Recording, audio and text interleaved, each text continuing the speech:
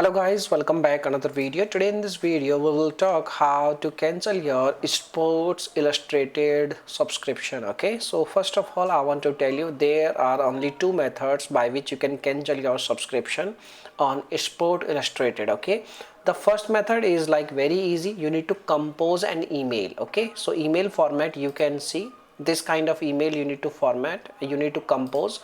In the email you need to write like in the subject like you want to cancel your subscription, and in the body you need to provide your account number, your starting date of your subscription and end date of your subscription, and your name, your email ID.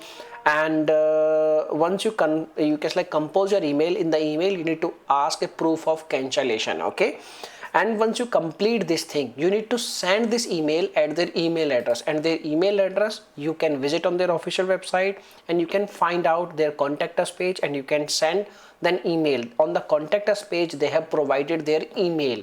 There is no phone number, there is email. Okay, so basically when why I'm not showing their email, because it's again YouTube policy. So showing email and phone number, it's against YouTube policy, so that's why we are not going to show any phone number or email.